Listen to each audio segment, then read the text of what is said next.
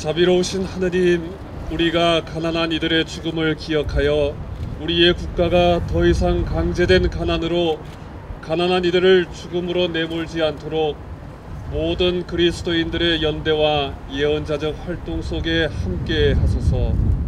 얼마 전 세 모녀가 생활고로 자살하는 가슴 아픈 사건이 일어났습니다.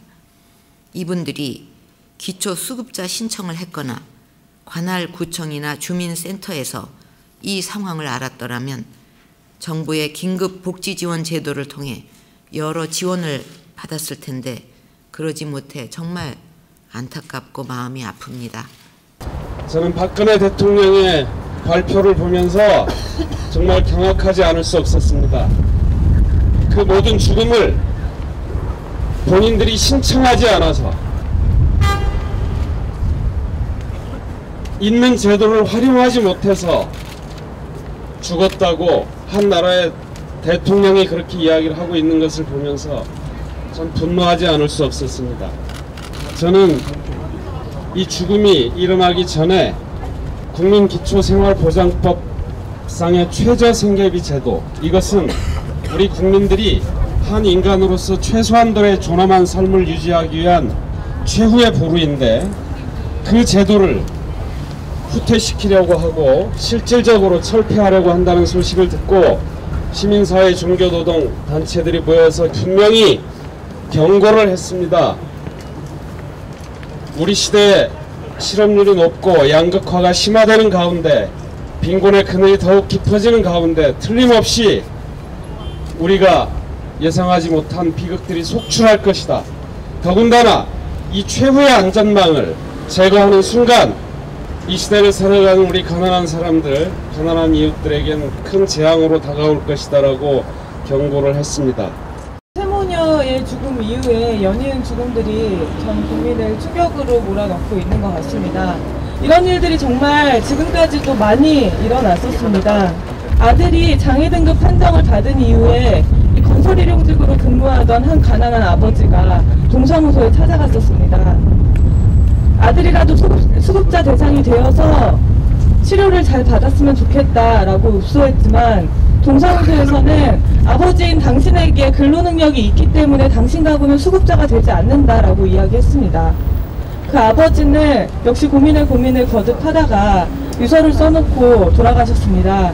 그 유서에는 아들이 나 때문에 못 받는 게 있다. 동사무소 분들이 내가 가고 나면 잘해줬으면 좋겠다라고 쓰여 있었습니다. 가난한 사람들이 이미 이렇게 많이 죽어갔습니다.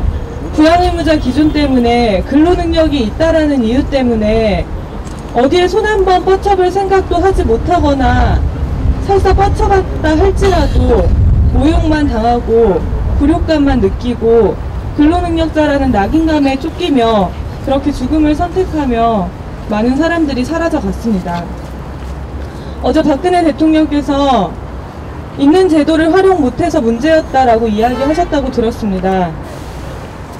저는 많은 국민들이 이미 알고 있고 느끼고 있는 이 죽음의 실체에 대해서 왜 박근혜 대통령만 모르시는지 정말 궁금합니다. 무지의 결과인지 의식적인 결과인지 잘 모르겠습니다. 하지만 한 나라의 통수권자가 국민의 안전과 건강과 인간다운 삶을 책임져야 하시는 분이 한 사람의 죽음을 그렇게 다루는 것은 매우 큰 문제가 있다고 생각합니다. 분명하게 말씀드리지만 이분들 수급 신청했어도 받지 못했을 것입니다. 제가 이미 수급 신청을 함께 많은 분들과 하러 다니면서 알고 있는 것이고 현장의 복지사들이 알고 있는 사실입니다.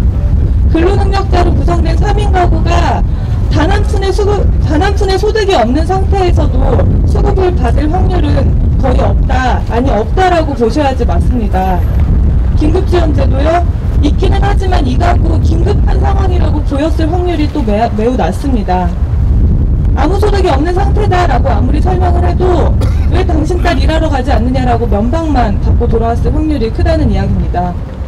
이런 상황이 반복되고 있는데 보건복지부와 정부에서 내놓은 대책은 홍보를 강화하라입니다. 지금까지 홍보를 강화하지 않은 적이 있었습니까?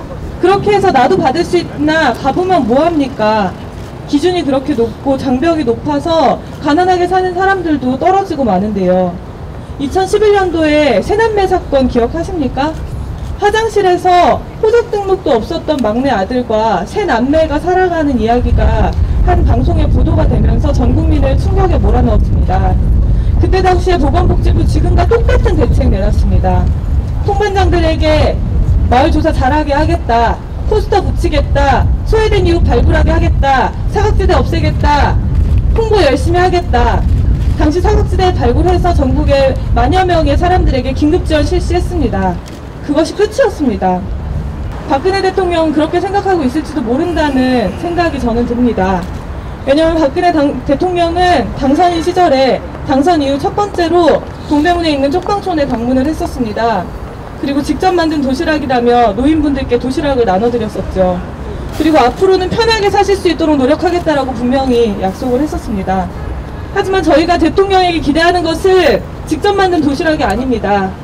140만 명밖에 되지 않는 기초생활수급자들, 이 사람들의 삶도 너무 위태로운데 410만 명의 사각지대에 내몰려 있는 사람들이 어떻게 삶을 유지할 수 있겠습니까? 한 그릇의 도시락으로 한 달치의 월세로 한 달치의 생계급여로 해결되지 않습니다. 안정적인 지원과 최소한의 인간다운 삶으로 앞으로를 꿈꿀 수 있게 하는 이런 지원 제도가 없이는 절대 빈곤 문제 해결되지 않습니다.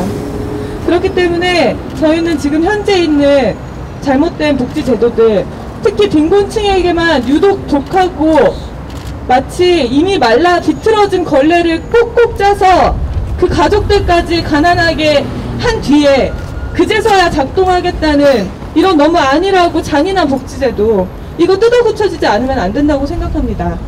빈곤층에게 부양의무자 기준도 근로능력도 아닌 기준 없이 인간다운 삶을 충족받을 수 있는 그런 지원을 가질 수 있도록 노력을 해야 합니다. 그리고 무엇보다 아까 말씀해 주신 것처럼 기초생활보장제도 더욱더 후퇴시키려고 하고 있습니다. 이 상황 꼭 막아야 합니다. 잘 알고 계셔야 됩니다. 수급자들이 반대하고 있고 이 제도를 알고 있는 사람들이 반대하고 있습니다. 절대 이 제도 통과되어서는 안 됩니다.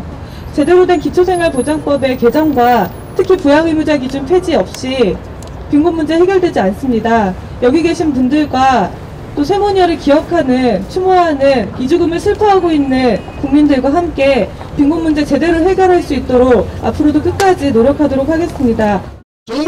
정부는